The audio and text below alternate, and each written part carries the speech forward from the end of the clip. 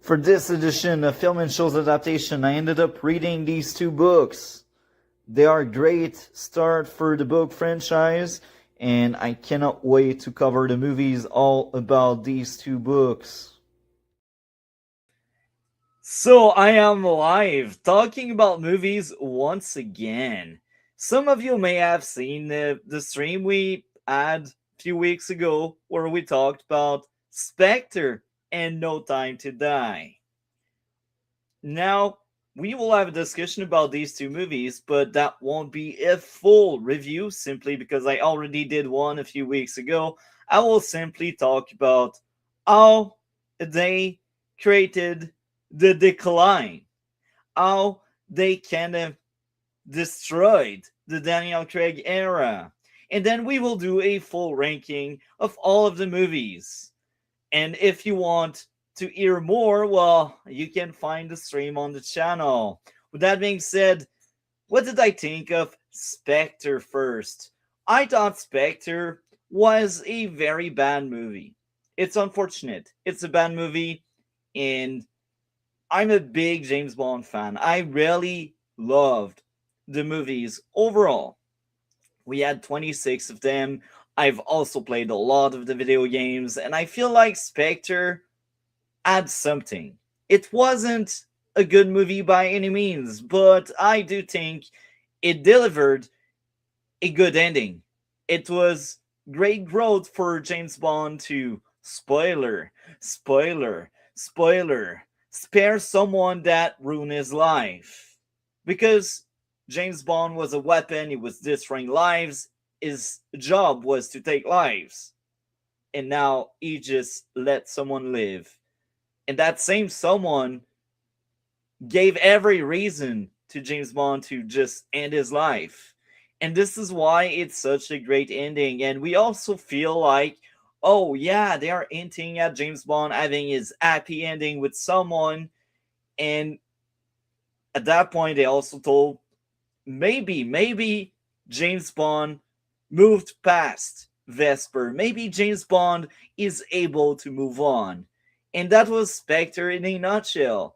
So again, Spectre had great ideas to finish the character arc, but the movie itself was very bad.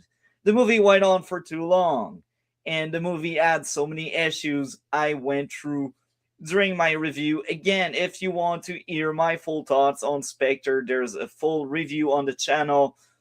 I will end by saying it was a good ending with a bad movie. Now, let's get into No Time to Die shortly. And No Time to Die, well, it was terrible. It was the sequel nobody asked for. It was the ending that undermined the previous ending. It was a movie that was disliked by a lot of people.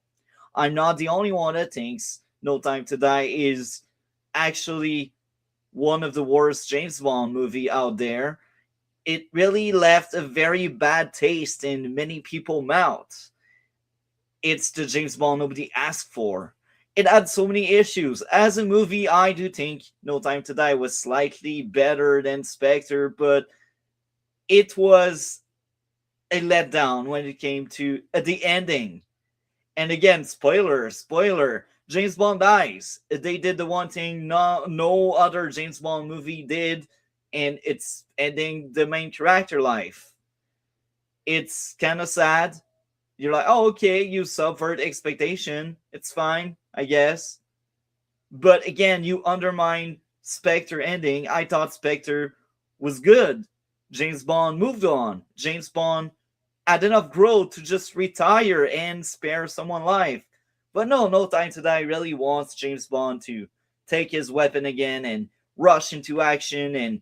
And they really wanted to let you know in No Time to Die that no, James Bond is not over Vesper. He is still grasping at her ghost. And it's kind of sad to hear about that.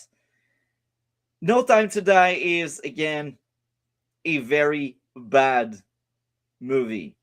That's what I think. That's how I view No Time to Die. The massive disappointment.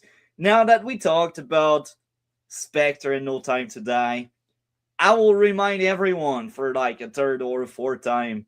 If you want to hear my full review, it's on the channel.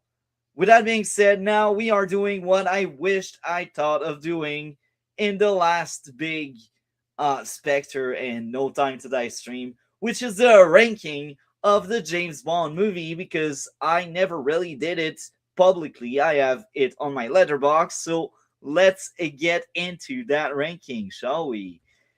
So I will screen share my letterbox, and we will briefly get a look to that ranking of the James Bond movies. So coming in last place, place number 26, we got something special that comes back in many of the other people out there lists, and this is Die Another Day. And I won't lie, Die Another Day, I love it as a guilty pleasure, but I do think it's actually a terrible movie. That's why it's dead last. It's bad. But again, I loved it. I loved that very bad movie. And any day, anytime, I would grab a Jinx spin-off over many other movies in the franchise.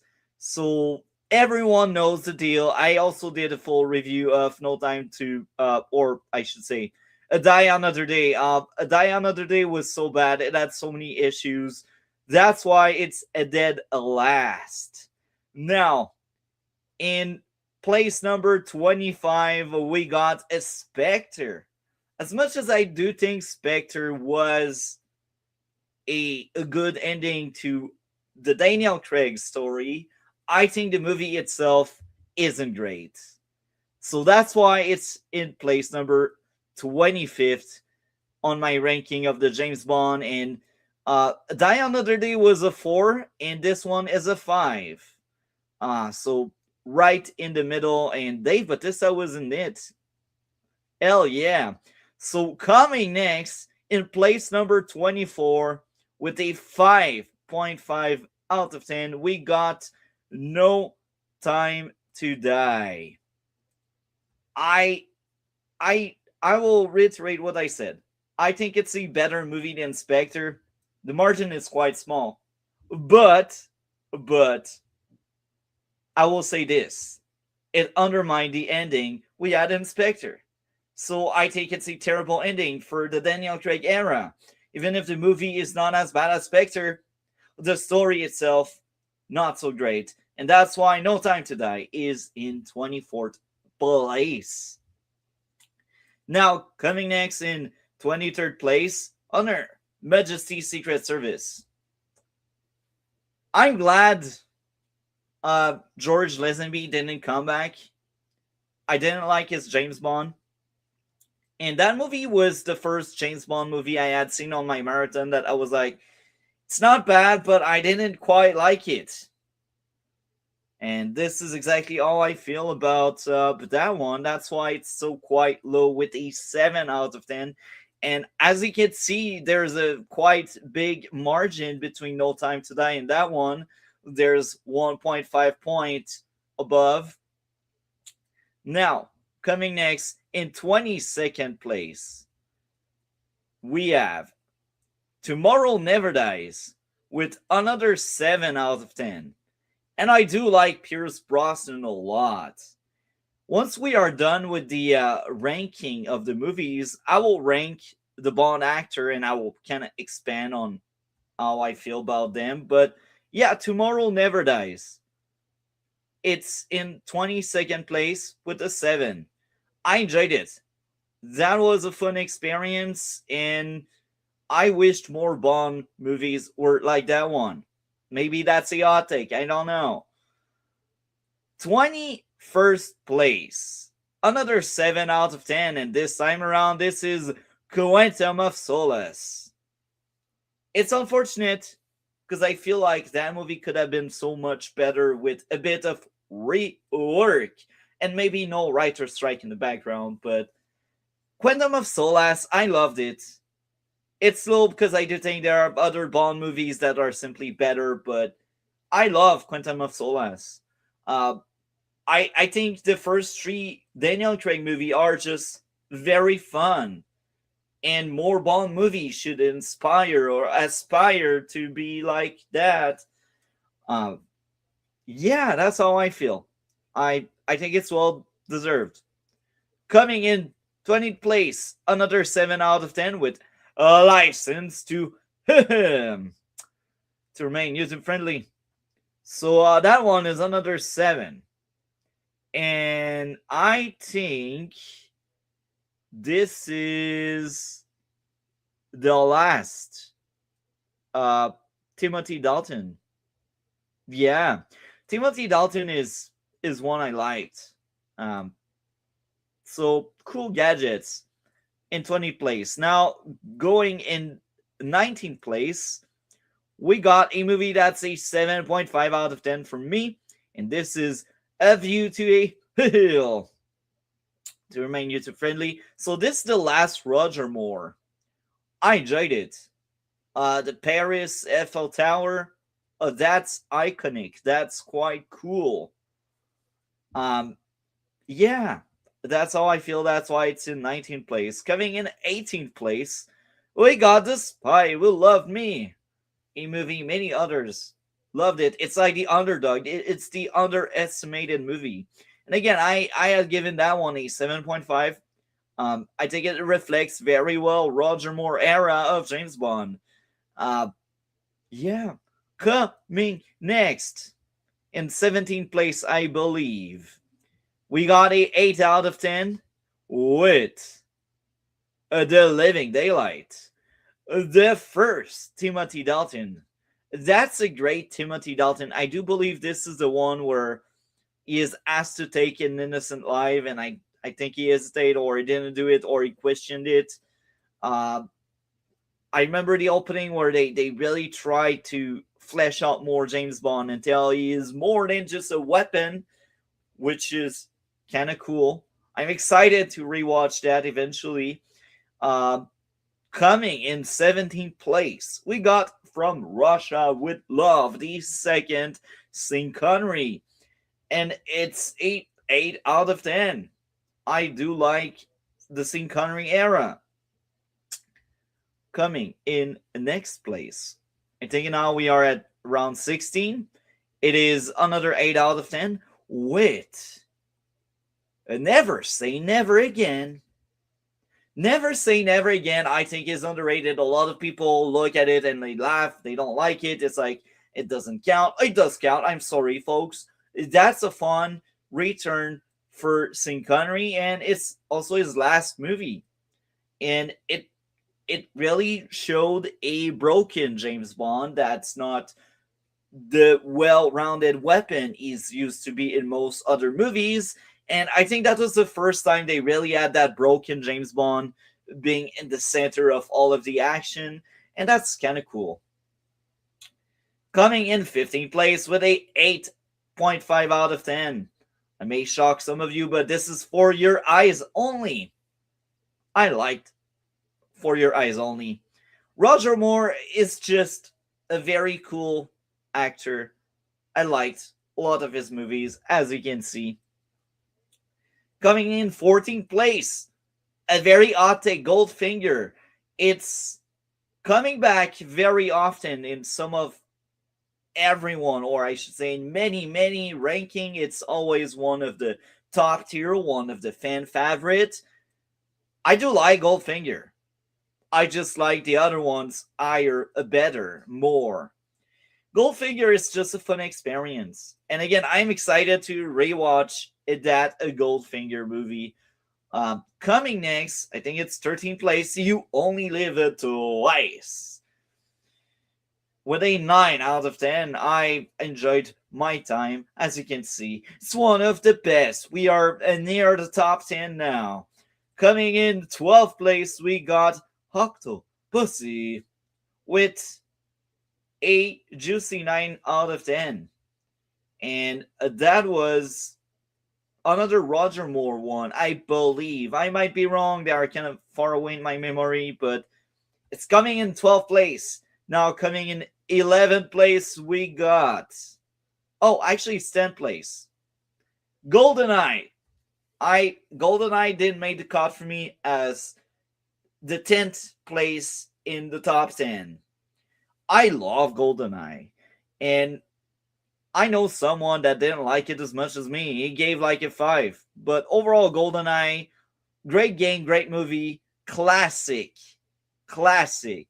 That movie is around my age. That's the most hilarious part. Now, coming next in ninth place is the man with the golden gun. And I think I am in the minority there. 9.5. And again, I do think I am in the minority because that movie is not quite popular for a lot of people, but I did love it a lot. Um, Coming in eighth place, we got Thunderball, the underwater battle. I love that movie. I'm excited about reading the book eventually because I do have the book. Coming in seventh place, we got another classic, Moonraker, The Fight on the Moon. A lot of people hated it. A lot of people laughed at it. I'm like, Moonraker is a movie of its era. Love it, hate it. I know, I adored that thing. Coming in sixth place with another 9.5 out of 10, The World Is Not Enough. I know I'm in the minority. I like the betrayal at the end. I liked Electra. I really enjoyed that guy with the bullet in the brain and the fight in the submarine. Wow. The World Is Not Enough is underrated. There was also a video game about it. I did enjoy the video game a lot. And here's another hot take. I prefer The World Is Not Enough game than GoldenEye. I said it. I did it.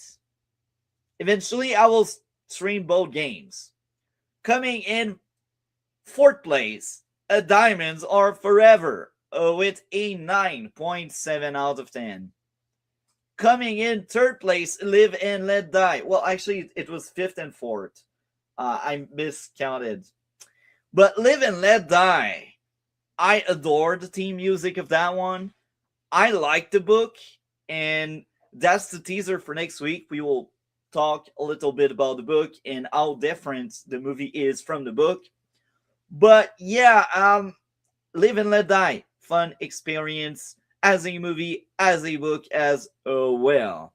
Coming in third place, we got Doctor No, the James Bond that started every James Bond in the franchise. Outside of sexism and racism, this movie is perfect. Top tier Bond experience. Um, Now, coming next, we got someone that keeps coming back in many people top 10. Skyfall. I adore Skyfall. Judi Dench dying and the mother figure just passing was tragic. Skyfall is great. The music is great. That movie is a classic. I know it's only 14 years old, but I strongly believe it is a classic. Skyfall sees, once again, James Bond being broken apart, a malfunctioning device. Just like Never Say Never Again, but better. Just like Die Another Day, but better. This is the height a James Bond movie can reach when it's well made and well done. And it's only in second place. And now, if you have been around since I started that ranking, you already know my favorite, the first place being Casino Royale. With a 10 out of 10, it is my favorite. I did like Skyfall, but this one takes the cake. The romance is better in the movie than it is in the book. Every aspect of that movie feels like a thriller, a spy thriller with tension and great characters, great villains, great action. We don't get that much action, but the action we get, we are happy to get it, you know? So this was my ranking of the James Bond movies. I love that franchise. I am excited to have other discussions in the future about this same franchise. And I guess I will leave the discussion for next week about my ranking of the actors. You may already guess who's my favorite actor if you have been following me for quite some time. But what did you think of the James Bond franchise? Do you share my opinion that Spectre was a great ending despite not being a so great movie? Did you think No Time to Die did a better job at ending Daniel Craig era of James Bond? Let me know in the comments. What is your ranking of the James Bond movies? Now, coming next on the channel tomorrow, we talk about Daredevil Born again and the Punisher special. Friday, we react to things. Monday, I think I will take it off. Tuesday, I may take it off as well. Next Wednesday, we talk about Live and Let Die. And we talk about Tomorrow Never Dies. I know I like James Bond. That's why we got so many content all about James Bond. Uh, and maybe I will cover Obsession, the new movie that comes out this weekend. I don't know which day I will be streaming that, so we will see. It's to be continued. With that being said, thank you for watching. Do all of the YouTube stuff, like, comment, and subscribe. Talk to you soon. See you soon. Have a great one and take care.